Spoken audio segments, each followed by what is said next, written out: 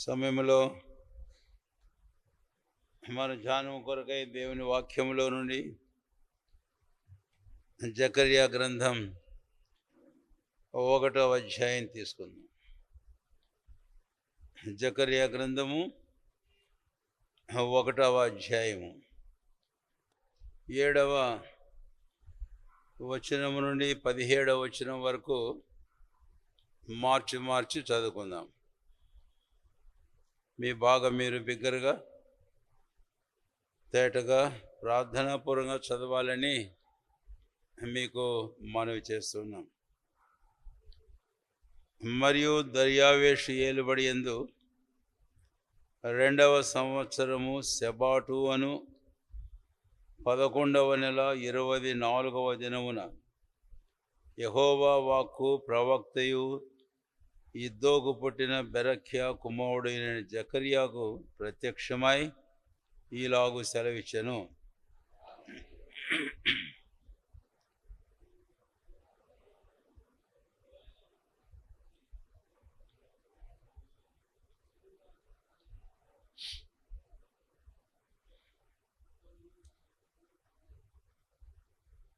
అప్పుడు నా ఏలినవాడా, ఇవి ఏమని నేను అడుగగా, నాతో మాట్లాడు దూత, ఇవి ఏమి అయినది నేను నీకు తెలియజేతునను.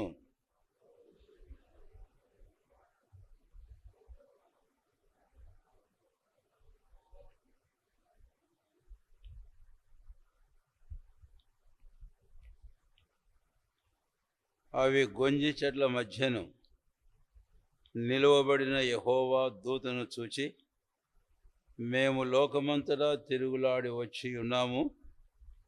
ఇదిగో లోకులందరూ శాంతము కలిగి నిమ్మలముగా ఉన్నారని చెప్పెను.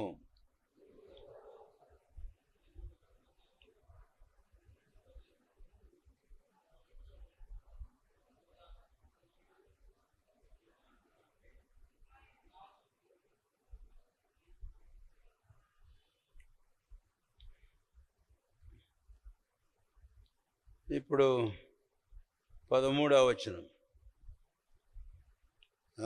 యెహోవా నాతో మాట్లాడిన దూతకు ఆదరణ అయిన మధుర వచనములతో ఉత్తరమిచ్చెను. కాబట్టి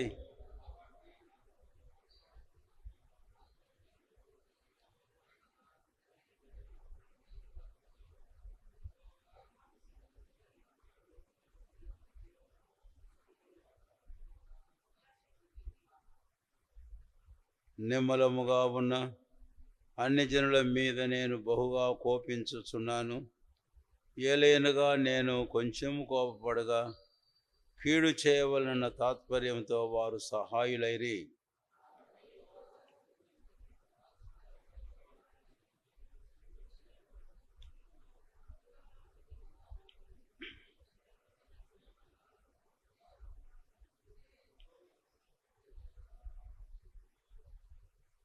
నీవు ఇంకను ప్రకటన చేయవలసినదేమనగా, ఇక నా పట్టణములు భాగ్యంతో మరి ఎక్కువగా నింపబడును.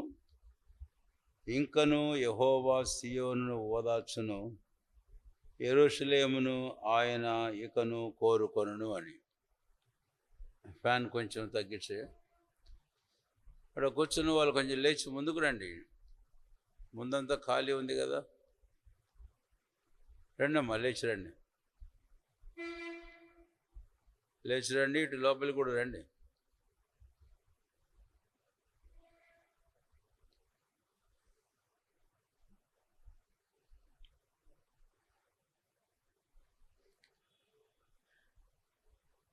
ప్రతి మీటింగ్లో కూడా చెప్పించుకోవడం అంత సమంజసం కాదేమో.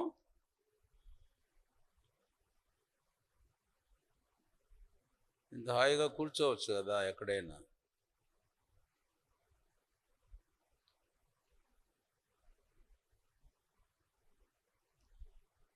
ప్రార్థన చేసుకుందాం. ప్రియమైన మా తండ్రి, దివ్యమైన మీ వాక్యాన్ని బట్టి స్తోత్రాలు. మేము పాడుకున్న పాటలు బట్టి కూడా మిమ్మల్ని స్తుతించి కనపరుస్తున్నాం. ఈ చక్కని పాటలు మీ వాక్యం యొక్క వెలుగులో మేము పాడి దేవా మీ కార్యములను మీ ప్రణాళికలను విశదపరిచి మీ నామను ఘనపరచ అనుగ్రహించిన తరుణానికి స్తోత్రాలు. సంతోషంగా బిగ్గరగా పాడగలిగిన వారందరినీ బట్టి మీకు వందనాలు చెల్లిస్తున్నాం. సమయంలో జకర్యా గ్రంథం ఇది 3వ పాఠంగా ఈ మొదటి అధ్యాయానికి మేము వచ్చాము. 7వ వచనం నుంచి 17వ వచనం వరకు ఈ వాక్య భాగమును మాకు దీవించు. మీరే మీ ఆత్మ ద్వారా మాకు బోధించు. మీరు ఇవ్వకుండా ఏమీ పొందలేము.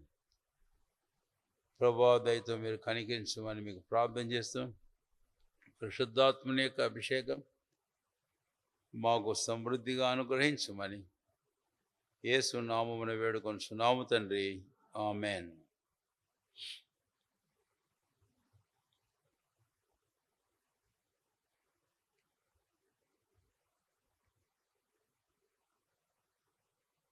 జకర్యా గ్రంథం మొదటి అధ్యాయము 7వ వచనం. ఈ 7వ వచనానికి మనం వస్తే ఇక్కడ ఒక కాలాన్ని గురించి మనం చూస్తాం. ముందు అది దర్యావేషు ఏలుబడి యందు 2వ సంవత్సరం సెబాటు అను 11వ నెల 24వ దినమున యెహోవా వాక్కు ప్రత్యక్షమై జకర్యాతో ప్రభు మాట్లాడడం మనము చూస్తాము అని. మనము ఈ జకర్యా ఆరంభించినప్పుడు మొదటి వచనానికి వస్తే దర్యావేషు ఏలుబడి 2వ సంవత్సరం 8వ నెల. అలాగా మనం చూసిన సందర్భాలు కొన్ని మీకు తెలుసు. టైం మనం చూస్తూ వచ్చాం. అయితే ఇప్పుడు 2వ నెల 11వ నెల 24వ దినం, 2వ సంవత్సరం 11వ నెల 24వ దినం. మంచిదే. అంటే ఇంకా 2వ నెలలోనే ఉన్నాడు జకర్యా. దేవుడు జకర్యాతో ఇంకా ఆ నెలలో మాట్లాడుతూనే వస్తూ ఉన్నాడు. మనము ఇవి చూస్తాం. 2వ నెల 2వ సంవత్సరం, అంతే కదండి, పొరపడుతున్నానా? 11వ నెల, క్షమించండి, 2వ సంవత్సరం 11వ నెల 24వ దినం. అయితే ఈ నెలకు ఒక పేరు ఇక్కడ పెట్టాడు. ఏం పేరు? ఆ పేరు సెబాటు అను 11వ నెల. కాబట్టి సెబాటు అను 11వ నెల అన్నాడు. సెబాటు అనేటువంటి ఇది హీబ్రూ భాష. అంటే ఇది సెబాటు అనేది ఇది ఒక భాష అయితే, దీనికి హీబ్రూ భాషలో ఈ మాసానికి ఇంకొక పేరుంది, షెవాత్. సెబాట్ అంటే SEBAT, సెబాట్ అని ఉంది ఇంగ్లీష్ బైబిల్లో. అయితే హీబ్రూ భాష ప్రకారం ప్రొనౌన్సియేషన్ మనం చేయాలంటే షెవాత్, SHEVAT అని వస్తుంది. అది హీబ్రూ భాషలో ఈ సెబాటు అనే పదానికి షెవాత్ అని మనం చూస్తాం. వారి క్యాలెండర్కి వెళితే, ఇంతకుముందు వారి క్యాలెండర్ అంతా మనం ధ్యానం చేసాం, వారి నెలలు, పండుగలు, వీటిని గురించి. తర్వాత ఈ సెబాట్ అని అనుకుందాం. ఇప్పుడు సెబాటు నెల మన క్యాలెండర్ ప్రకారం వెళితే అది ఏ టైము, ఏ మాసాలు అనేది మనం గమనిస్తే జనవరి, ఎక్కువగా ఫిబ్రవరి మాసంలో కలుస్తుంది ఈ సెబాటు అనే నెల. తర్వాత ఒక విశేషమైన సంగతి, ఎందుకు ఈ నెలను గురించి నేను మాట్లాడుతున్నాను అంటే, ఈ సందర్భంలో ఇది చాలా ప్రాముఖ్యమైన పదమే. సెబాటు అను నెల అనేది 11వ నెల. వారికేమో అది 11వ నెల, మనకేమో మన క్యాలెండర్ ప్రకారం వెళితే జనవరి, ఎక్కువగా ఫిబ్రవరి మాసం. అయితే ఇప్పుడు ఇశ్రాయేలు దేశం వారి క్యాలెండర్ ప్రకారం వెళ్ళినప్పుడు షవాత్ అనే ఈ పదానికి అర్థం ఏంటి అని అంటే స్ట్రైక్ అని అర్థం. స్ట్రైక్. ఈ నెల వారికి విపరీతమైన వర్షాలు పడే మాసాలు. దయచేసి బాగా గమనించండి, ఇదే చాలా ప్రాముఖ్యం. ఈ షెబాటు నెల అనేటటువంటి ఈ నెల ఇశ్రాయేలీలకు ఈ 30 దినాలు వారి దేశం మీద విపరీతంగా వర్షాలు కురిసేటటువంటి కాలం అది.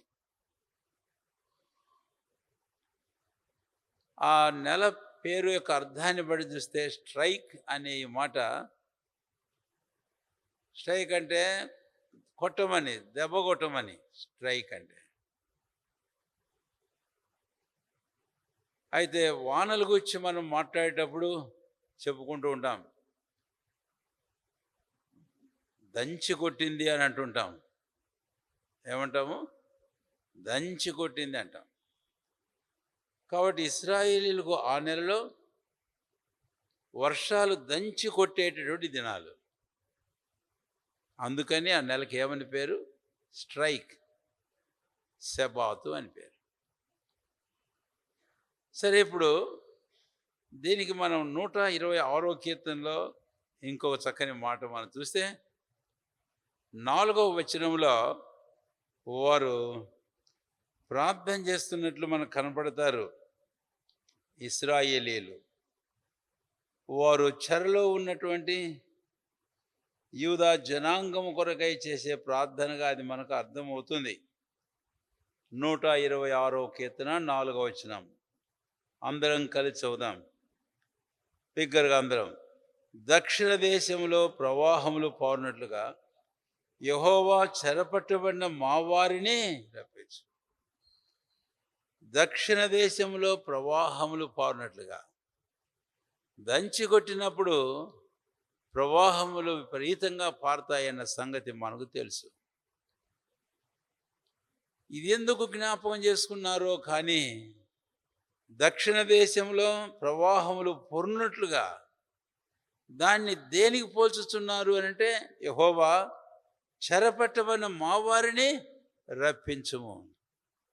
అందుకని ఈ సెబాటు దంచి కొట్టే వర్షాలు పడే ఇశ్రాయేల్ దేశంలో ఇప్పుడు ఈ మాటను మనం అనుసంధానం చేస్తే, మా వారిని రప్పించుము అని అంటే, ఇక్కడ అది కూడా ప్రవాహములు పారునట్లుగా అంటే, ఇప్పుడు మనం క్రిందంతా చూసుకోబోయే సందర్భం మనకు ఎంత దానికి సంబంధించి ఉంది అనేది మనకు అర్థమవుతుంది.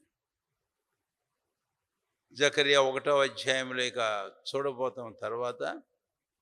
కనుక ఆ సందర్భంలో మనం గమనించినట్లయితే, దేవుడు ఇశ్రాయేలీయులను ఎలాగా తిరిగి తేబోతున్నాడు, అసలు తెచ్చాడు. వారున్న చెరలో నుంచి ప్రభువైన దేవుడు ఇప్పటికే తెచ్చాడు. అవును, తెచ్చాడు. మనం ఈ ప్రవక్తల గురించి చూసినప్పుడు ఈ హగ్గయి అలాగే జకర్యా వీరిద్దరూ చెర విముక్తి పొందిన ఇశ్రాయేలీయుల మధ్య వారు పరిచర్య చేశారని ఇంతకుముందే మొదటి పాఠంలోను 2వ పాఠంలో మనం చెప్పుకున్నాం. కాబట్టి ఈ మాసం యొక్క పేరు, దాని అర్థాన్ని బట్టి మనం వెళితే, జకర్యా గ్రంథంలో ప్రాముఖ్యమైన సందర్భానికి ఎంతో చక్కటి సంబంధం ఉన్నట్లుగా మనం చూస్తాం. అందుకని 126వ కీర్తన 4వ వచనం ఈ తలంపులు అనుసంధానం చేసేదిగా మనకు అర్థమవుతుంది అని. సరే, ముందుకు వెళ్దాం. జకర్యా గ్రంథం ఒకటవ అధ్యాయం 1వ అధ్యాయము జకర్యా గ్రంథం 7వ వచనం అయిన తర్వాత ఇప్పుడు మనం 8వ వచనానికి వెళితే దర్శనాలు గురించి మనం చూస్తాం. ఇక ఇంతకుముందు మనం చెప్పుకున్నాము, మొదటి 6 అధ్యాయాలలో 8 దర్శనాలు జకర్యాకు ఇవ్వబడ్డాయి. మొదటి 6 అధ్యాయాలలో జకర్యా 8 దర్శనాలను తాను చూచాడు అనేది. నిజముగా దర్శనం అనేది చాలా ప్రాముఖ్యమైనటువంటి విషయమే. దర్శనం అనే ఈ పదానికి బైబిల్లో మరొక పదాన్ని మనం చూస్తాం. సామెతల గ్రంథంలో దేవోక్తి లేని యెడల చెప్పండి, జనులు కట్టులేక తిరుగుదురు. తెలుగులో దేవోక్తి అన్నాడు. ఇంగ్లీష్లో where there is no vision people shall perish అన్నాడు. కాబట్టి దర్శనం అనేది మంచిదే, ఏదో ఒక చూస్తున్నాడు జకర్యా. అయితే అదే సమయంలో ప్రాముఖ్యమైనది ఆ దర్శనాల ద్వారా దేవోక్తి, దైవ వర్తమానం ప్రజలకు ప్రకటించబడుతుంది అని. అది ముఖ్యమైన ఉద్దేశం.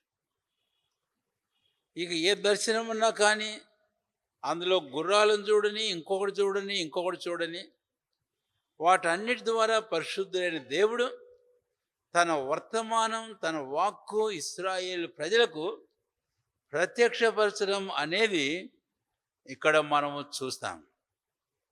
ప్రత్యక్షపరచడం అనేది మనము చూస్తాం. కాబట్టి దేవుని ప్రణాళికలు, దైవోద్దేశాలు ఈ దర్శనాల ద్వారా దేవుడు తన ప్రజలైన ఇశ్రాయేలు జనాంగానికి తెలియపరుస్తూ ఉన్నాడు అని. మనం 1వ అధ్యాయంలో 3 వచనాలు మనం చూస్తాం. 14వ వచనం నేను చదివే భాగమే, దయచేసి గమనించండి. నేను యెరూషలేము విషయంలోను సియోను విషయంలోను అధిక ఆసక్తి కలిగి. ఇక్కడ యెరూషలేము, సియోను అనేది మనం చూస్తాం.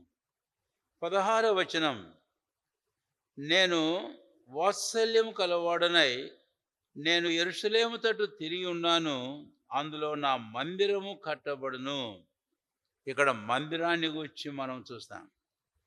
17వ వచనంలో నీవింకనూ ప్రార్థన చేయవలసిందని చెప్పి నా పట్టణములు భాగ్యంతో మరి ఎక్కువగా నింపబడును అనేది మనం చూస్తాం. పట్టణాల గురించి అదే వచనం చివరిలో ఇంకను యెహోవా సియోను ఓదార్చును, యెరూషలేమును ఆయన ఇంకను కోరుక.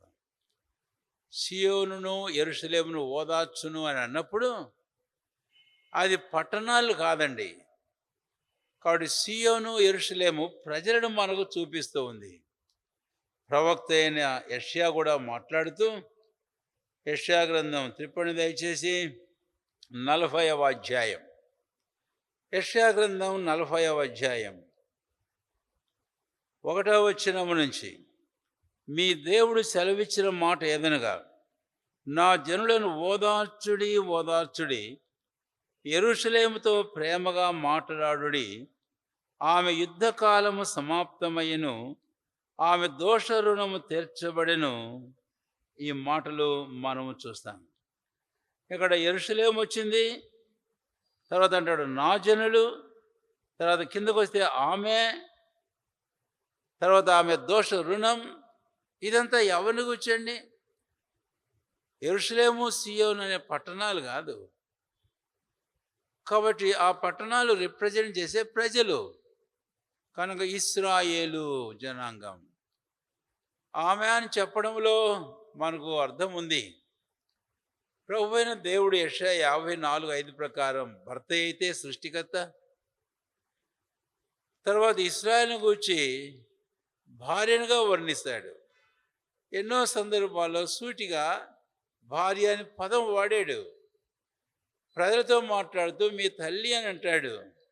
సరే, మరి అటువైపుగా ఎక్కువ మనం కనుక ఇప్పుడు ఈ జకర్యా గ్రంథం 1వ అధ్యాయం నుంచి 6 అధ్యాయాల వరకు 8 దర్శనాలు మనం చూస్తాం.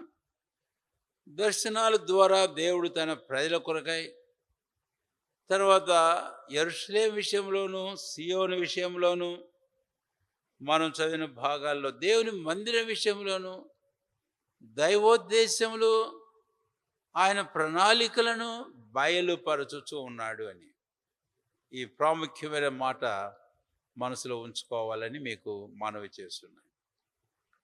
ఇందాక మనం పాడాం 3వ పాట, నిండి ఉన్నవి దైవోద్దేశములు నీలో ఎన్నెన్నో ఉన్నాయి. అవును, నిజమే. కాబట్టి అద్భుతమైన పాటలు మనం పాడుకుంటూ వచ్చాం.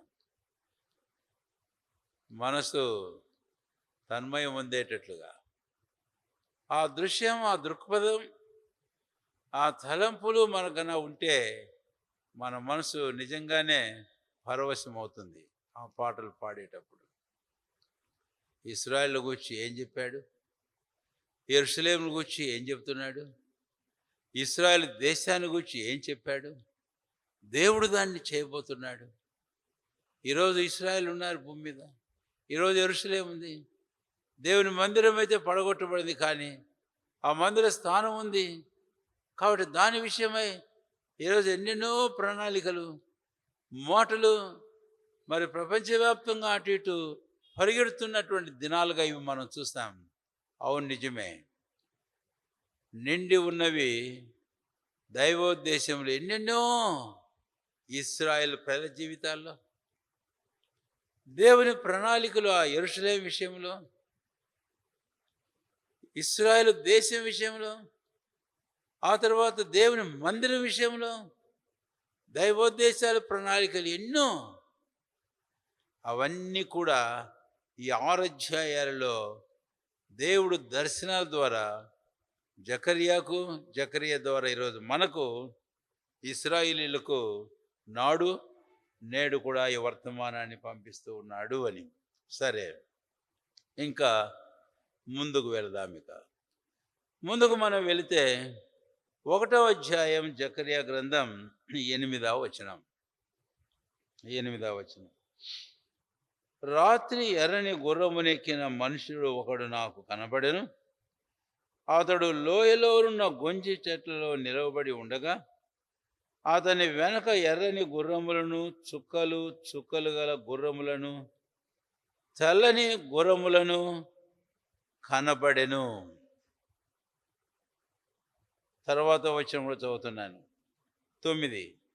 అప్పుడు నా ఏలినవాడ, ఇవి ఏమని నేను అడుగగా, నాతో మాట్లాడు దూత, ఇవి ఏమి అయినది నేను నీకు తెలియజేయుతున్నాను. జకర్యా ఇవన్నీ చూచిన తర్వాత తాను అడిగిన ప్రశ్న, నా ఏలినవాడ, ఇవి ఏంటి? What are all these? ఇవన్నీ ఏంటయ్యా అని అడిగాడు. ఎందుకంటే తనకేం అర్థం కావడంలే. ఈ గుర్రాల మీద కూర్చున్న వాళ్ళు సంగతులు ఏమి తనకు అర్థం కాలే. అందుకనే జకర్యా అడిగాడు. ఇక్కడ చక్కని తలంపు మనకి ఏంటంటే, ఈరోజు మన జీవితాల్లో కూడా పరిశుద్ధ గ్రంథం బైబిల్లో ఎన్నో సంగతులు ఉన్నాయి. పాత నిబంధన అంతా మనం చూస్తే దర్శనాలు, మరి ఆయా సాదృశ్యాలు అనేకములు మనం చూస్తాం.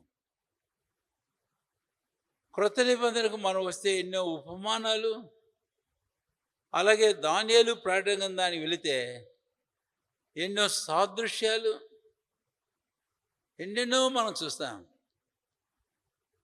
చదువుతూ ఉంటాం మనం. కానీ ఎప్పుడైనా ఇవి చదువుతూ ఉండి ఆగిన తర్వాత, ప్రభువా ఏంటి ఇవన్నీ అని మనం అడిగామా అని దానియేలు గ్రంథానికి వెళితే ఈ బంగారు శిరస్సు ఏంటి, వెండి భుజాలు రొమ్ములేంటి, ఇత్తడి ఉదరం ఏంటి, తొడలు, ఇనుప మోకాళ్ళు ఏంటి, ఇనుము మట్టి కలిసిన పాదాలు ఏంటి, ప్రభు ఏంటి ఇవన్నీ? ఒకవేళ అవి మనకు ఆల్రెడీ అక్కడ చక్కగానే వాక్యంలో రాసి పెట్టాడు, మనం ఇంకా మంచి ధన్యులమే. అయితే దానియేలు గ్రంథానికి ఇంకా ముందుకు వెళితే ఏంటి 4 జంతువులు, ఆ తర్వాత ఇంకా వెళితే ఏంటి పొట్టేళ్ళు, ఏంటి మేకపోతు, లేక ఇంకా వెళితే ఏంటి కొమ్ములు, జకర్యాలు కూడా వస్తాయి కొమ్ములు. ఇక మనం చాలా చదువుతాం. ప్రకటన గ్రంథానికి వెళితే అలాగే చదువుతున్నాం, వింటుంటాం, కానీ ఏ రోజైనా మన హృదయంలోంచి వాస్తవంగా మోకరించి వాక్యం చదివిన తర్వాత ప్రభు ఏంటివి అని ప్రశ్నించామా, ప్రభునని అడిగామా అని? అది చాలా ప్రాముఖ్యమైనది. జకరియా మనకు ఒక చక్కని మాదిరి అని చెప్పాలి. అంతేకాదు, ఆ మాదిరిని పోలి శిష్యులను మనం చూస్తాం. యేసు ప్రభు వారు ఆయన కొండ మీద దిగి వచ్చే టైంలో క్రింద, పర్వతం క్రింద ఒక దయ్యాన్ని వెళ్ళగొట్టలేకపోయారు. ప్రభు వచ్చిన తర్వాత దాన్ని వెళ్ళగొట్టాడు. ఆ తర్వాత ఆయన ఇంటిలోనికి వెళ్ళినప్పుడు మేమెందుకు దీన్ని వెళ్ళగొట్టలేకపోతుంది అని అడిగారు.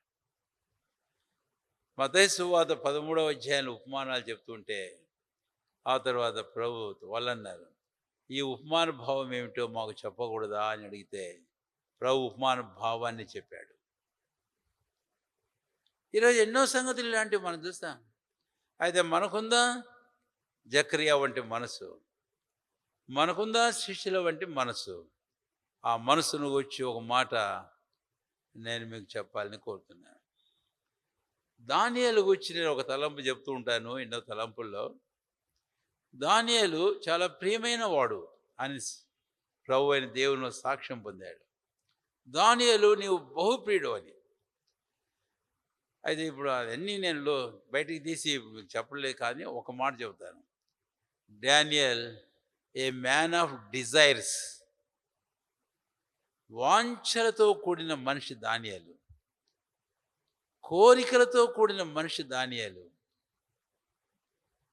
అదే అందుకే దేవుడు దానియేలుకు అన్ని బయలుపరుస్తూ వచ్చాడు. ఈరోజు ఆ వాంఛ అనేది మనకు ఉండాలి. ఆ బయలుపరు నాకు కావాలని ఆ వాంఛ మనకు ఉండాలి. కాబట్టి దీని గురించి ఈ మాట చెబుతాను. ప్రభు దగ్గర నేర్చుకోవాలన్నటువంటి మనస్తత్వం, the attitude of learning, being taught by the lord, దేవుని చేత బోధించబడి నేర్చుకోవాలన్న మనస్తత్వం మనం కలిగి ఉంటే అది చాలా మంచిది. అది జకర్యాలో చూస్తాం. ఇది మనకు ఒక హెచ్చరిక. ఇక ఈయన ప్రశ్నిస్తే ఇవి ఏమిటి అని అడిగితే చూడని తర్వాత 9వ వచనం, ఇప్పుడు 8వ వచనం అయింది, 9వ వచనానికి వస్తున్నాం. అప్పుడు నా ఏలినవాడా ఇవి ఏమని నేను అడుగగా, 2వ భాగానికి వస్తున్న వచనం, నాతో మాట్లాడు దూత ఇవి ఏమీనది నేను నీకు తెలియజేస్తున్నాను. I will tell you Zechariah, నేను నీకు తెలియజేస్తాను అన్నాడు. అద్భుతమైన మాట. మన ప్రభు ఎలాంటి వాడో అర్థం చేసుకోండి. ఏ క్లిష్టమైన, ఏ ఉపమానమైన, ఏదైనా నిజంగా మనం ప్రభు దగ్గర మోకరించి ప్రభు ఇది ఏమిటి అని అడిగితే ప్రభు దాన్ని మనకు తెలియపరుస్తాడు. నేను నీకు తెలియపరుస్తాను. కీర్తనలో ఒక మాట చూస్తాం, వారు ఆయన తట్టు చూడగా వారికి వెలుగు కలిగెను, వారి ముఖములు ఎన్నడను లజ్జింపకపోను, సిగ్గుపడవు. చక్కని జవాబిచ్చాడు ఆ యెహోవా దూత జకర్యాకు. ఆ మాటే మనతో కూడా అంటాడు, నీకు తెలియదు కదా, నేను నీకు చెప్తానంటాడు. ఎంత అద్భుతమైన మాట. క్రొత్త నిబంధనలో ఒక సందర్భం జ్ఞాపం చేస్తారు. యోహాను సువార్త 15వ అధ్యాయంలో ప్రభువైన యేసుక్రీస్తు వారు తన శిష్యుల గురించి మాట్లాడేటప్పుడు, నేను ఇక మిమ్మల్ని దాసులుగా పిలువను అని చెప్పి స్నేహితులుగా పిలుస్తాను అన్నాడు. 15వ వచనం. దాసుడు ఎందుకని 14 వచనం నేను మీకు మీరు నా స్నేహితులైందురు. ఆ తర్వాత 15 చివరిలో మిమ్మల్ని దాసులని పిలవక స్నేహితులని పిలుచుచున్నాను ఎందుకని అనంటే 15 వచనం మొదటి భాగం. దాసుడు తన యజమానుడు చేయు దానిని ఎరగడు. ఆ తర్వాత 15 వచనం చివరి భాగం. ఎందుకనగా కాబట్టి మీరు దాసులు గానిక నా స్నేహితులని పిలుస్తాను. దాసులైతే యజమానులు చేసేది చేయరు, తెలియదు వాళ్ళకు. అయితే నా స్నేహితులని పిలుస్తాను. ఎందుకనగా నేను నా తండ్రి వలన విన్న సంగతులంటే మీకు తెలియజేస్తాను. కాబట్టే ఇట్లు మరి జకర్యా శిష్యులు ఇంకా సందర్భాలు జ్ఞాపం చేయబడుతూ వచ్చాం. అటు మనస్తత్వం కలిగి మనం ఉంటే నిశ్చయంగా ప్రభు మన కన్నులు తెరుస్తాడు. మన మనస్సులను లేఖనాలు గ్రహించినట్లు ఆయన తన శిష్యుల మనసులను వెలిగించినట్లు మన మనసులను వెలిగిస్తాడు. తద్వారా మనం అర్థం చేసుకోగలుగుతాం. అప్పుడే ఆత్మీయ జీవితంలో ఒక చక్కని ఎదుగుదల అనేది మనలో మనకు కనపడుతుంది, మనం పొందగలుగుతాం. లేకపోతే ఎట్లా ఎదుగుతాం మనం ఆత్మీయంగా? కాబట్టి అలాగ మనం కేవలం రక్షణ పొందడం మాత్రమే చాలదు. పౌలు అంటాడు 1 తిమోతి 2వ అధ్యాయము 4వ వచనంలో సత్యమును గురించి అనుభవజ్ఞానం కలిగి ఉండాలని. కనుక ప్రభు ఆయన కార్యములు నేను ఇందాక చెప్పా, నిండి ఉన్నవి దైవోద్దేశములు నీలో ఎన్నెన్నో. ఆ దేవుని ఉద్దేశాలు, ఆయన ప్రణాళికలు ప్రజల విషయంలో, ఇశ్రాయేలు విషయంలో, మన విషయంలో, లోకం విషయంలో ఎన్నో ఉన్నాయి. అవి మనం తెలియపరచబడాలి, తెలుసుకోవాలి అంటే ప్రభువును అడగాలి. ప్రభు మనల్ని నిరాశపరచడు. మనకు అవసరమైన చక్కగా ఆయన మనకు ఉపదేశిస్తాడు. తద్వారా మన జీవితంలో ఆత్మీయంగా ఓ చక్కని అనుభవంలోనికి, ఎదుగుదలలోనికి మనము రాగలుగుతాం. ఇక ముందుకు వెళ్దాం. జకర్యా గ్రంథం రండి దయచేసి. జకర్యా గ్రంథం 1వ అధ్యాయం. ఇక మనం వెళ్ళేది దర్శనానికి మనం వెళుతున్నాం. జకర్యా గ్రంథం 1వ అధ్యాయం. నేను ఇప్పుడు 1, 2, 3 అని అనడంలే, అది ఇక మీరు అలవాటు చేసుకోవాలి. ఇప్పుడు 3 తలంపులు చెప్పాను. మరి మీరు 1, 2, 3 ఏమని రాసుకుంటారో నాకు తెలియదు. ఇప్పుడు మరొక భాగానికి మనం వస్తున్నాం. 8వ వచనం. ఇక దర్శనానికి మనం వస్తున్నాం. రాత్రి ఎర్రని గుర్రమునెక్కిన మనుష్యుడు ఒకడు నాకు కనపడెను. అతడు లోయలోనున్న గొంజి చెట్లలో నిలబడి ఉండగా అతని వెనక ఎర్రని గుర్రములను, చుక్కలు చుక్కలు గల గుర్రములను, తెల్లని గుర్రములను కనబడెను అనే మాట ఇక్కడ మనం చూస్తాం. కానీ ఇక్కడ గుర్రాల గురించి మనకు వ్రాయబడింది కనుక ఈ గుర్రాల గురించి మనం చూస్తే ఇక్కడ జకర్యా ఆ గుర్రాల గురించి ఆయన చూచాడట. కాబట్టి చూచి ఇప్పుడు ఈ మాట తాను వ్రాస్తున్నాడు. 8వ వచనం. ఈ గుర్రాల రంగులు అంటే నేను చెప్పాల్సి ఉంది. అయితే ఇవి 2 గుంపులుగా విభజించబడినటువంటి గుర్రాలుగా మనకు అర్థమవుతుంది. ఒకటేమో ఎర్రని గుర్రం, దాని మీద ఒకడు కూర్చున్నాడు. తర్వాత రెండవదేమో ఎర్రని గుర్రములను, చుక్కలు చుక్కలు గల గుర్రములను, తెల్లని గుర్రములను కనపడు. మీరు తేడా గమనించారా అని. మొదట చెప్పబడిన ఆ గుర్రానికి ఏకవచనంలో చెప్పాడు, ఎర్రని గుర్రము. క్రింద భాగంలో చెప్పబడిన గుర్రాలకు బహువచనం వాడాడు. ఎర్రని గుర్రములు, చుక్కలు చుక్కలు గల గుర్రములు, తెల్లని గుర్రములు అని వాడాడు. అది ప్రతిదీ మనం జాగ్రత్తగా పట్టించుకోవడం చాలా అవసరం. ఆ ముందు చెప్పిన ఎర్రని గుర్రం ఒకటే ఎందుకు చెప్పాడు అంటే దాని మీద కూర్చోదగిన వాడు ఒక్కడే. అందుకని ఏమని రాయబడింది? ఎర్రని గుర్రమునెక్కిన మనుష్యుడు ఒకడు అనేది. తర్వాత బహువచనంలో గుర్రాలు ఉన్నాయి, వాటిని ఎక్కిన వారు ఉన్నారు. కాబట్టి ఈ వచనంలో అందుకనే 2 భాగాలుగా విభజించి నేను మీతో చెప్పడం జరుగుతుంది. ఇప్పుడు ఎర్రని గుర్రమునెక్కిన మనుష్యుడు ఎవరు? ఆయనేమో మనుష్యుడు అని వ్రాశాడు. బాగా జాగ్రత్తగా గమనించండి.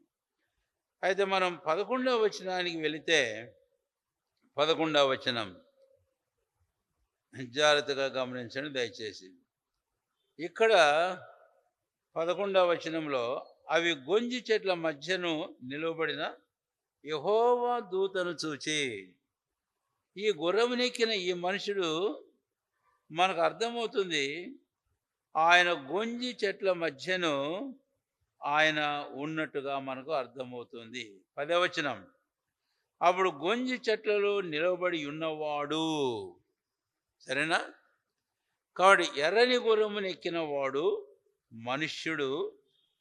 8వ వచనం మధ్యలో అతడు లోయలోనున్న గొంజి చెట్టులో నిలవబడ్డాడు.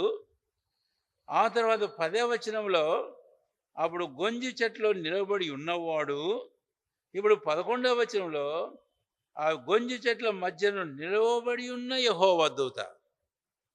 ఈ వచనాలన్నిటి ద్వారా ఏమర్థమైందండి మీకు? ఆ మనుష్యుడు యెహోవా దూత అని కూడా చెప్పబడ్డాడు. కాబట్టి మనం ఇలాగ అర్థం చేసుకోవాలి వాక్యాలు. ఆ మనుష్యుడు యెహోవా దూత అని, ఊరిక దూత అని అనలే, యెహోవా దూత. ఎప్పుడన్నా అన్నాడేమో దూత అని, కానీ అయితే ఎక్కువసార్లు యెహోవా దూతే అన్నాడు. కాబట్టి మనుష్యుడు ఏ మ్యాన్, రెండవది the Angel of the lord. ఒక మనుష్యుడు యెహోవా దూత, ఈ రెండు ఒక్కరే. ఎవరు వీరు అని అంటే మన ప్రభు అయిన యేసుక్రీస్తు వారు శరీరధారిగా బేత్లెహేము పట్టణంలో ఆయన పుట్టక ముందు ఆయనను మనకు చూపించేటటువంటి మాటే ఆ మనుష్యుడు ఆయనే. ఇది ప్రీ ఇన్కార్నేటెడ్ క్రైస్ట్. క్రీస్తు శరీరధారి కాకముందు ఆయన మనుష్యుడని పిలువబడ్డాడు, యెహోవా దూత అని పిలువబడ్డాడు. మీరు బైబిల్లో చాలా సందర్భాలు మీరు అర్థం చేసుకోగలరు. ఎక్కడ అంటే నేను 2-3 చెబుతాను. ఆదికాండం 22వ అధ్యాయంలో అబ్రహాము తన కుమారుడైన ఇస్సాకును బలిపీఠం మీద పెట్టి కత్తి ఎత్తాడు, చెయ్యి ఎత్తాడు. 22వ అధ్యాయము ఆదికాండం రండి దయచేసి. 22వ అధ్యాయం. తన చెయ్యి చాపి కత్తి పట్టుకొనగా 11, యెహోవా దూత పరలోకము నుండి అబ్రహామా అబ్రహామా అని అతని పిలిచాను. అందుకతడు చిత్తం ప్రభువా నేను. ఎవరు పిలిచారంటే అబ్రహామును? యెహోవా దూత పిలిచాడు. కాబట్టి ఆ యెహోవా దూత ఎవరో కాదు. ఆ రోజు ఇస్సాకు బదులుగా పొట్టేలు, గొర్రెపిల్ల, ఆ గొర్రెపిల్లకు బదులుగా ఈ యెహోవా దూత రాబోతాడు ఇక. అది అందుకనే ప్రవక్త యెషయా గొర్రెపిల్లని గురించి మాట్లాడాడు. తర్వాత క్రొత్త నిబంధనలో ఆ గొర్రెపిల్లని గురించి మనం చూస్తాం. ఆయనే మన ప్రభువైన యేసుక్రీస్తు వారు. కాబట్టి అబ్రహామా నువ్వు ఆగు. ఇది ఒక సాదృశ్యమే, ఇది ఒక సింబల్. ఏం సాదృశ్యం? నీ కొడుకైన ఇస్సాకును కాదు నువ్వు అర్పించాల్సింది. తన స్థానంలో ఒక గొర్రెపిల్ల, ఇగో పొట్టేలు అర్పించు. ఆ పొట్టేలు నన్ను చూపిస్తుంది. కాబట్టి నేను ఒక దినం వచ్చినప్పుడు లోకములో మనుషునిగా జన్మిస్తాను, మానవాళి రక్షణ కొరలో ప్రాణం పెడతాను. ఇది యెహోవా దూత. ఈ మనుష్యుడు అనే మాట నేను దాటిపోకముందు పౌలు అపొస్తలులు ప్రభువైన యేసుక్రీస్తు వారిని గురించి స్పష్టంగా మనుషులని మాట్లాడడం మనం చూస్తాం. 1 తిమోతి 2వ అధ్యాయం 5వ వచనంలో మనం చూస్తే, దేవునికిని మనుషులకు మధ్యవర్తి ఒకడే, ఆయన క్రీస్తు యేసును నరుడు, ది మ్యాన్ జీసస్ అని వ్రాయబడింది. కాబట్టి ఇక్కడ జకర్యా 1వ అధ్యాయంలో 8వ వచనంలో గొంజి చెట్ల మధ్యలో ఎర్రని గుర్రం ఎక్కిన ఒక మనుష్యుడు, మ్యాన్ అని ఇంగ్లీష్లో కూడా ఇక్కడ అదే వ్రాశాడు. కాబట్టి ఇది మన ప్రభు అయిన యేసుక్రీస్తు వారు. నేను ఇంకొక సందర్భం మీకు జ్ఞాపం చేస్తాను. అది మనము గమనించినట్లయితే కనుక ఇంకా చాలా సందర్భాలు మీరు తర్వాత మీరు చూడండి.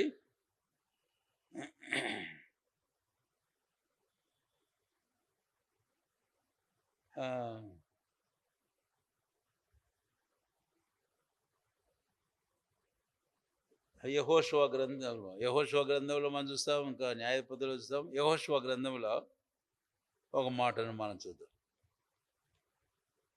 5వ అధ్యాయం అనుకుంటాను. దయచేసి యెహోషువ గ్రంథం 5వ అధ్యాయం 13వ వచనం నుంచి. ఇక్కడ వారు వెళుతుంటే కత్తి కన్నులెత్తి చూడగా దూసిన కత్తి చేట పట్టుకొని ఒకడు అతని ఎదుట నిలిచి ఉండెను. అప్పుడు యెహోషువ అడిగాడు, నువ్వు ఎవరవు, మా పక్షమా లేకపోతే విరోధుల పక్షమా? 14 కాదు, యెహోవా సేనాధిపతిగా నేను వచ్చి ఉన్నానని చెప్పాను. 15 అందుకు యెహోవా సేనాధిపతి. కనుక ఇక్కడ యెహోవా సేనాధిపతి అంటే యెహోవా దూత మనం చూస్తాం. సరే, మీరు తర్వాత ఇంకా కొన్ని సందర్భం చూడండి. న్యాయాధిపతుల గ్రంథంలో ఇంకా మిగతాడు అర్థమవుతుంది 6వ అధ్యాయం. సరే, ఇక్కడ మీకు అది అర్థమైంది కనుక నేను ఇక దాటిపోతాను. జకర్యా గ్రంథం 1వ అధ్యాయం. ఇంకా కాస్త మనం ముందుకు వెళితే ఆ రెడ్ హార్స్ రైడర్ ఎవరు అనేది మనం ఇప్పుడు చెప్పుకున్నాం. అయిన తర్వాత ఆయన ఎక్కిన గుర్రం యొక్క రంగు కూడా చెప్పబడింది. చూచాడు జకర్యా, రాశాడు, ఎర్రని గుర్రమును ఎక్కిన ఒక మనుష్యుడు. ఒకడు ఏం చూపిస్తుంది ఆ ఎర్రని గుర్రం, ఆ రంగు ఏం చూపిస్తుంది అనే విషయానికి మనం ఖచ్చితంగా రావాల్సిన వారంగా ఉన్నాం. బైబిల్లో నేను 2 సంగతులు చెప్తాను. మన ప్రభు అయిన యేసుక్రీస్తు వారికి ఉన్న పేర్లు పరమగీతంలో కనుక కలిసే మీరు తీద్దులండి. ఏంటమ్మా నీ ప్రియుని విశేషం అంటే, మై బిలవర్డ్ ఈజ్ రెడిష్, నా ప్రియుడు ఎర్రని వాడు అనే మాట మనం చూస్తాం. ఆ తర్వాత ప్రభువైన ఒక సందర్భంలో ఆయనకు ఒక ప్రశ్న వేశారు యెషయా గ్రంథంలో, ఏమిటి నీ వస్త్రములు ఎర్రగా, అధ్యాయం తీద్దాం, నీ వస్త్రములు ఎర్రగా ఉన్నవే అని అంటే ఆయన దానికి జవాబు చెప్పాడు. ఏం జవాబు చెప్పాడు? యెషయా గ్రంథం 2 దయచేసి 63వ అధ్యాయం. ఆయన ఇచ్చిన జవాబు మనం చూస్తే 3వ వచనంలో, ఒంటరిగా ద్రాక్ష గానుగను త్రొక్కితిని అని అన్నాడు. సరే, క్రిందకి వెళితే ఒక వచనంలో 2 తలంపులు మీకు జ్ఞాపం చేయాలి. 4వ వచనం అందరం కలిసి చూద్దాం. 63వ అధ్యాయం 4వ వచనం. పగ తీర్చుకొను, అందరం కలిసి, పగ తీర్చుకొను దినము నా మనసునకు వచ్చును, విముక్తి చేయదగిన సంవత్సరము వచ్చును. ఈ 2 పంక్తులు చాలా ప్రాముఖ్యం. నీవు ఎర్రని వాడువు, నీ వస్త్రములు ఎర్రగా ఉన్నవేమిటి అని అడిగితే తాను జవాబు చెప్పాడు. అది ఈ వచనంలో 2 జవాబులు మనకు అర్థమవుతాయి. ఒకటి ఆయన అంటాడు, 2వ పంక్తికి వెళ్తే, విముక్తి చేయదగిన సంవత్సరం వచ్చి ఉండెను. అది కాబట్టి ఎర్రని మన ప్రభు అయిన యేసుక్రీస్తు వారు ఆయన విమోచకుడు, విముక్తిని మానవాళి కొరకై తెచ్చినవాడు అన్న సంగతిని మనకు జ్ఞాపకం చేస్తూ ఉంది. ఆ కాలాన్ని గురించి మాట్లాడాడు. విముక్తి చేయదగిన సంవత్సరం వచ్చి ఉండేను. అంటే అది ఇంకా రావాల్సి ఉంది ఆ కాలంలో. అది ప్రవచనమే. అది ఈ కాలంలో వచ్చింది. ఏ రోజు ప్రభువైన యేసుక్రీస్తు వారు మనుషులుగా లోకంలో జన్మించాడు. ఆయన జన్మించింది హెబ్రీ 2:9 ప్రకారం మనుషులందరి కొరకు మరణించడానికి. తన సొంత మాటల్లో మత్తయి సువార్త 20వ అధ్యాయం 28వ వచనంలో, మనుష్య కుమారుడు పరిచారం చేయించుకుంటకు రాలేదు కానీ పరిచారం చేయుటకును అనేకులకు ప్రతిగా విమోచన క్రైదనముగా తన ప్రాణం పెట్టడానికి వచ్చాడు. ప్రాణమే రక్తము. లేవీకాండం 17వ అధ్యాయం 11వ వచనం. ఇది ఈ ఎర్రని గుర్రం అనేది ఏం చూపిస్తుందంటే, మన ప్రభువైన యేసుక్రీస్తు వారు మనుష్యుడుగా దాని మీద ఎక్కి రావటం, ఆయన లోకంలో జన్మించి మానవాళి రక్షణ గురిలో ప్రాణం పెట్టి విమోచనాన్ని తేవడాన్ని మనకు చూపిస్తుంది. సో ఇక్కడ ఎర్రని గుర్రం ఒకవైపు, ఒక చేతి వైపు విమోచనాన్ని, తన యందు విశ్వసించిన వారందరి విమోచనాన్ని మనకు జ్ఞాపకం చేస్తుంది. అది మనం ఇప్పుడైతే మనం వెనక్కి చూస్తే ఎందుకంటే శిలువ కార్యం అయిపోయింది, విమోచనం తెచ్చాడు. అయితే ఇక్కడ నుంచి ఈ వచనంలో మొదటి పంక్తిని మనం ముందుకు చూడాలి. రండి, 63వ అధ్యాయం 4వ వచనం. పగ తీర్చుకొని దినము నా మనసుకు వచ్చెను అన్నాడు. It is not at done. ఇది ఇంకా జరగలే, నెరవేరలే. పగ తీర్చుకొని సంవత్సరం నా మనసునకు వచ్చెను. అదేమో వచ్చి ఉండెను, అయిపోయింది. ఇప్పుడు వచ్చేది. కాబట్టి లోక రక్షణ కొరకై ప్రభువైన క్రీస్తు మరణించి సమాధి చేయబడి సజీవుడై తిరిగి లేచి విమోచనం తెచ్చాడు. అయితే ఇంకొక దినాన్ని మనకి ఇక్కడ మళ్ళీ చెప్తున్నాడు. ముందు చెప్పుకున్న తలంపేమో హితవత్సరం, తర్వాత ఇప్పుడు భవిష్యత్తును గురించి చెప్పుకునే వత్సరమేమో ఏ వత్సరం? ఏ దినం? పగ తీర్చుకొను దినం. కాబట్టి ముందేమో హితవత్సరం అంటే రక్షణ, విమోచన గురించి మాట్లాడాడు. ఇప్పుడు నా మనసుకు వచ్చెను. ఏమొచ్చింది నీ మనసుకు? పగ తీర్చుకోవాలనేది నా మనసుకు వచ్చింది అన్నాడు. కాబట్టి 63వ అధ్యాయంలో యెషయా గ్రంథంలో పై వచనాల్లో గానుగ తొక్కడం మనం చూస్తాం. ఇది మనం ప్రకటన గ్రంథానికి వెళితే 14వ అధ్యాయంలో 2 సందర్భాలు. నీ కొడవలు వేయి, ద్రాక్షగారం త్రొక్కు. అలాగ నేను త్రొక్కాను. ఆ కొడవలి చేత పట్టుకున్నవాడు ఎవడో కాదు, మన ప్రభువైన యేసుక్రీస్తు. మనం ప్రకటన గ్రంథం ధ్యానం చేసినప్పుడు చెప్పుకున్నాం. కనుక ఇప్పుడు ఎర్రని గుర్రం రెండవదిగా ఏం చూపిస్తుందంటే భవిష్యత్తు. ఆయన ఇక గొర్రెపిల్లగా కాదు, ఆయన మరి తీర్పరిగా రాబోతున్నాడు అనే విషయాన్ని మనం చూస్తాం. తీర్పరిగా. కాబట్టి ఈ సందర్భం మనం గమనిస్తే ప్రకటన గ్రంథం 19వ అధ్యాయంలో గుర్రమునెక్కి ఆయన రావడం, తన నోట ఒక ఖడ్గం, తర్వాత తన నోటి ఊపిరి చేత శత్రువును నాశనం చేయడం, ఇదంతా మనం చూస్తాం. అందుకని ఒక మాటతో నేను ముగించి ఇంక ముందుకు వెళ్తా.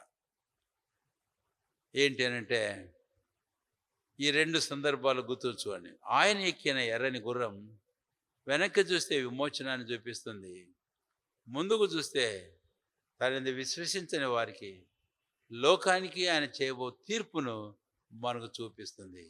ఆయన కోపమును, ఉగ్రతను చూపిస్తుంది. ఈ జకర్యా గ్రంథం 1వ అధ్యాయంలో ఆ మాట మనం చదివాం. రండి దయచేసి. జకర్యా గ్రంథం 1వ అధ్యాయం 15వ వచనం. 15. నిమ్మలముగా ఉన్న అన్ని జనుల మీద నేను బహుగా కోపించుచున్నాను. చూచారా? కాబట్టి ఆ ఎరుపు ప్రభువైన ఆ యేసుక్రీస్తు వారి యొక్క కోపము, ఆయన ఉగ్రతను, ఆయన చేయబో తీర్పును మనకు చూపిస్తుంది. చాలు. కనుక మనం అక్కడ అంతవరకు అర్థం చేసుకున్నామని నేను నమ్ముతూ ఉన్నాను. అయితే ఇప్పుడు ఇంకా కాస్త ముందుకు మనం వెళ్ళాలి. ముందుకు వెళ్ళినప్పుడు అదే 8వ వచనంలో ఇక సెకండ్ గ్రూప్ ఉన్నారే, ఆ గుర్రాలు మనం చూస్తాం. 8వ వచనం రండి దయచేసి. అతని వెనక ఎర్రని గుర్రములను, చుక్కలు చుక్కలు గల గుర్రములను, తెల్లని గుర్రములను కనబడెను. ఆయన వెనక ఏమున్నాయంటండి? ఇంకా ఉన్నాయి గుర్రాలు. ఎర్రని గుర్రాలు ఉన్నాయి, చుక్కలు చుక్కలు గల గుర్రాలు ఉన్నాయి, తెల్లని గుర్రాలు ఉన్నాయి. తర్వాత ఈ గుర్రాల మీద ఎక్కినటువంటి వారు ఎవరు? ఊరకనే లేవు ఆ గుర్రాలు. ఆ గుర్రాల మీద కూడా ఎక్కారు. కాబట్టి వారెవరు అనే విషయానికి మనం అర్థం చేసుకోవాలి. ఇక్కడ యెహోవా దూత ఒక్కడే కాడు, దూతలు ఉన్నారు ఇంకా. కాబట్టి ఈ గుర్రాల మీద దేవుని దూతలు ఎక్కారు. దేవుని దూతలు వెళ్ళారు కదా అటు ఇటువైపు. ఏమంట? 10వ వచనం, ఇవి లోకమంతటను తిరుగులాటుకు యెహోవా పంపించిన గుర్రములని చెప్పాను. 9వ వచనంలో ఇవి ఏమి అని అడిగినప్పుడు 10వ వచనంలో ఈ గుర్రాల గురించి మాట్లాడుతూ తిరుగులాటకు, లోకమంతయు తిరుగులాటకు యెహోవా పంపించిన గుర్రములని చెప్పాను. బహువచనంలో చెప్పాడు. కాబట్టి ఈ గుర్రములు లోకమంతటికి పంపించబడుతున్నాయి. ఆ గుర్రములు ఎక్కినటువంటి దేవదూతలు ఉన్నారు. ఒకరు కాదు, ఇద్దరు కాదు, ఎంతోమంది. ఎందుకంటే గుర్రాలు ఎన్నో మనకు చెప్పలే. అదైతే ఒక్క గుర్రమే, ఒక్క మనిషి కూర్చున్నాడు. ఇక్కడ ఎన్ని గుర్రాలు మనకు తెలియదు. కాబట్టి ఎంతమందో. కాబట్టి యెహోవా దూత వేరే, దేవదూతలు వేరే. యెహోవా దూత అన్న ప్రతి సందర్భం అది మన ప్రభువైన యేసుక్రీస్తు వారు చూపిస్తుంది. దేవదూతలు అని చెప్పినప్పుడు ఆ దూతలు యెహోవా సైన్యములు, సైన్యాధిపతి కాదు, యెహోవా సైన్యములు. 103వ కీర్తనలో ఆ దూతల గురించి మనం ఒక మాట చూస్తాం. రండి దయచేసి రేపండి మీ బైబిళ్ళు. 103వ కీర్తన 20, 21 వచనాలు. 103వ కీర్తన 20, 21 వచనాలు. యెహోవా దూతలారా, ఆయన ఆజ్ఞకు లోబడి ఆయన వాక్యము నెరవేర్చు బలశూరులారా, ఆయన్ను సన్నుతించుడి. యెహోవా సైన్యములారా, ఆయన చిత్తం నెరవేర్చు ఆయన పరిచారకులారా, మీరందరూ ఆయనను స్తుతించుడి. కాబట్టి ఇప్పుడు మనకు అర్థమవుతుంది, ఆ గుర్రాలు అనేకములు, దాని మీద కూర్చున్న వారు యెహోవా దూతలు, దేవుని దూతలు అనే మాట మనం చూస్తాం.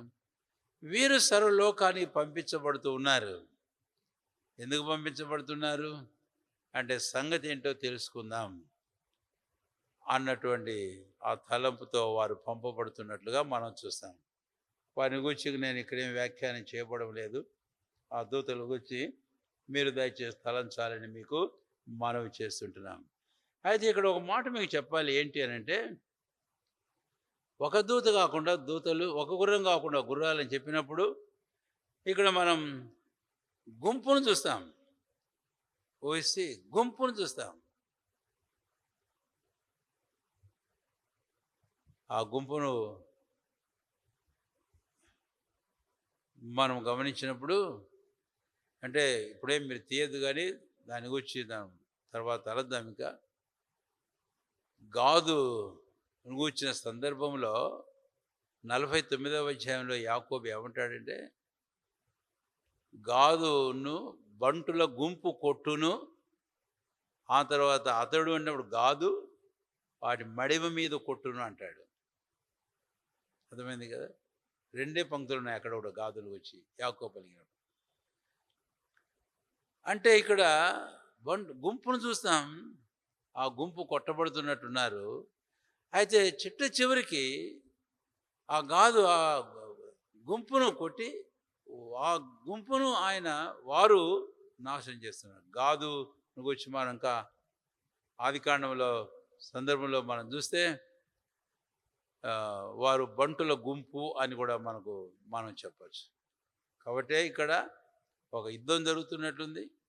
ఆ యుద్ధంలో మరి వీరు వారిని కొట్టడం అల్టిమేట్గా చివరి విజయం వీరిదిగా మనకు అర్థమవుతుంది అని. సరే, ఈ మాట నేను చెప్పి ఇక దాటిపోకముందు రంగును గురించి చెప్పాలిగా. జకర్యా గ్రంథం 1వ అధ్యాయం. ఇక్కడే 3 రంగులు ఉన్నాయి.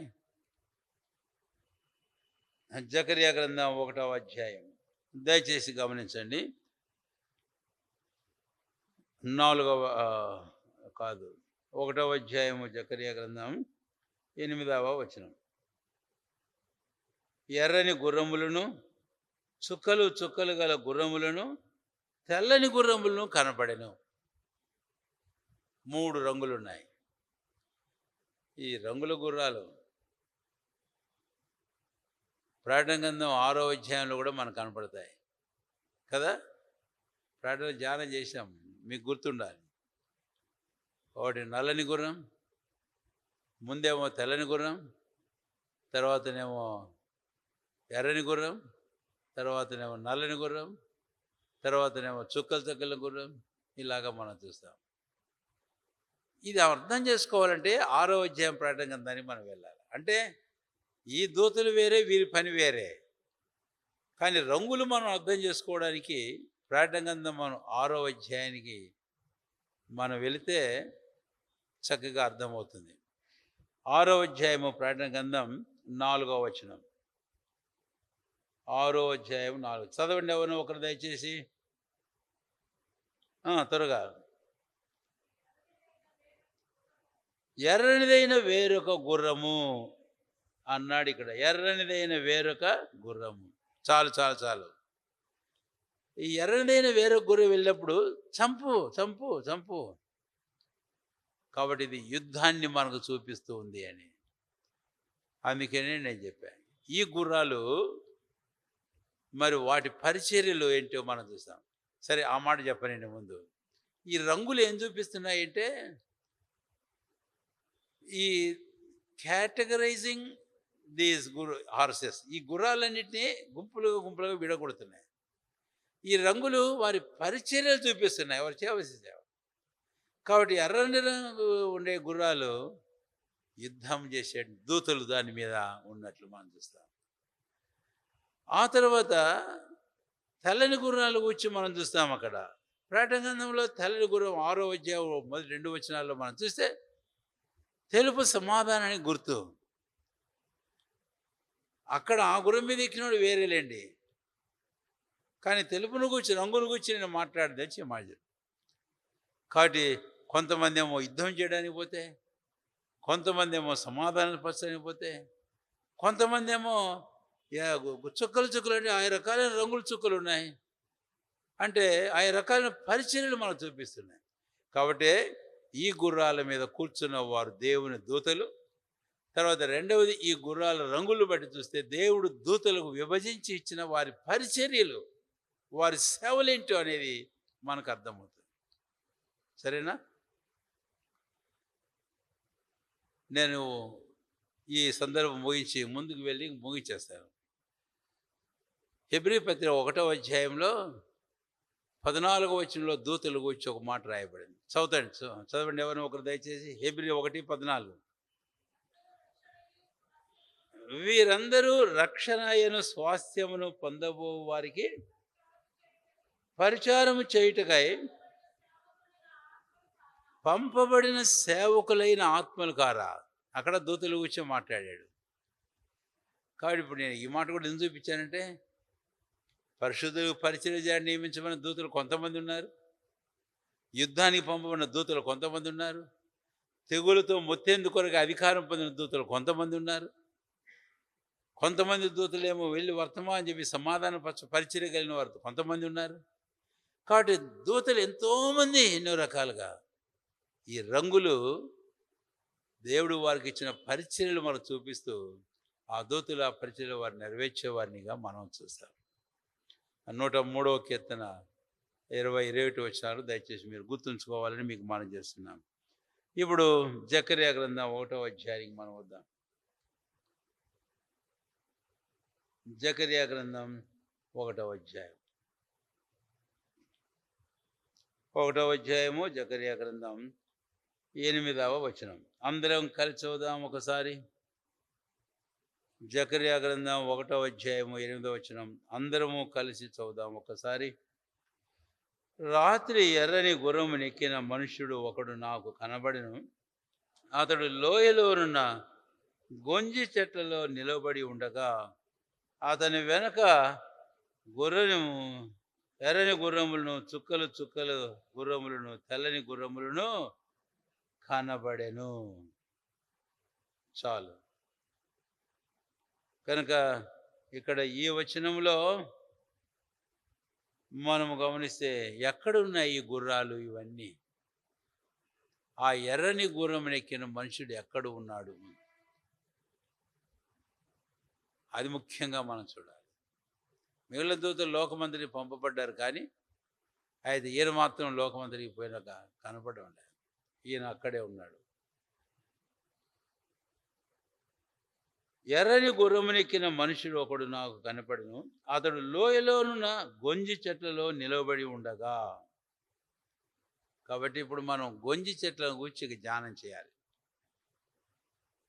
సరే, గంట అయిపోయింది. ఇప్పుడు ఇక్కడ ముగించడం మంచిదేమో. అయితే ఒక మాట చెబుతాను, మీరు వచ్చే వారానికి ఆ సంగతులకు వచ్చి తలంచి రావాలని మీకు మనం చేస్తున్నాను. ఈ గొంజి చెట్ల మధ్యను నిలబడడం, గొంజి చెట్లు ఎక్కడున్నాయి అనేది ఒక ప్రశ్న. ఎక్కడున్నాయి గొంజి చెట్లు? లోయలోనున్న గొంజి చెట్లు. అంటే లోయ ఏం చూపిస్తుంది అనేది ఇంకో ప్రశ్న. తర్వాత గొంజి చెట్లు లోయలో ఉండడం మనం గమనిస్తే కనుక దాని చుట్టూ, లోయ అన్నప్పుడు దాని చుట్టూ ఎత్తైన స్థలాలు, కొండలు, పర్వతాలు, వాటన్నిటి చేత ఈ లోయ కప్పబడినట్లుగా మనం చూస్తాం. కాబట్టి గొంజి చెట్లు ఆ లోయలో, అంటే లోయ ఏం చూపిస్తుంది అనేది. అక్కడ ఉన్నాడు ఈయన కూడా, ఈ ఎర్రని గుర్రం ఎక్కిన ఆ మనుషుడు కూడా అక్కడ ఉన్నాడు అని. కనుక ఈ విషయాలు మనం తర్వాత తలద్దాం. కనుక గొంజి చెట్లు ఏంటి, అవి లోయలో ఉండడం అంటే ఏమిటి, తర్వాత అక్కడ ఎర్రని గుర్రం ఎక్కిన ఆ మనుషుడు ఆ గొంజి చెట్ల మధ్యలో నిలబడి ఉండడం ఏమిటి. కాబట్టి ఈ సంగతులు మనము తలంచాలి. ఇది చాలా ప్రాముఖ్యమైనటువంటి, ఇది కూడా తలంపులే, అవి ప్రాముఖ్యతం అయితే మనం చూద్దాం. అయితే గొంజి చెట్లకు చెప్పేటప్పుడు 1 కాదు 2 కాదు, ఎన్ని ఉన్నాయంటే ఎన్ని ఉన్నాయో తెలియదు. గొంజి చెట్ల మధ్యను అని అన్నాడు. అంటే ఏం చెప్పాలి? కొన్నిసార్లు కొన్ని స్థలాలు కొన్ని పేర్లు పెడతా ఉంటారు. ఏం పేర్లు పెడతా ఉంటారు? ఒక పేరు చెబితే మీకు అందరికీ బాధ. చింతతోపు అంటారు. ఏం తోపు? అది ఒక చింతతోపు దగ్గర పోయినారా అని అంటారు. అంటే అర్థం ఏంటంటే అక్కడ చింత చెట్లు చాలా ఉంటాయి. ఇక్కడ ఇంగ్లీష్లో ఆ పదం వాడాడు, గ్రోవ్ ఆఫ్ మిస్ట్రిల్ ట్రీస్. గొంజి చెట్ల తోపు అని చెప్పాలి మనం. అంటే గుబురుగా ఉన్నాయి అనేది కూడా మనం చెప్పాలి. సరే, ఇవి తర్వాత మీరు మనసులో ఉంచుకొని వచ్చే వారాన్ని వీటిని గురించి చదివి మీరు సిద్ధపడి రావాలని మీకు మనవి చేస్తున్నాం. ప్రార్థన చేసుకోండి.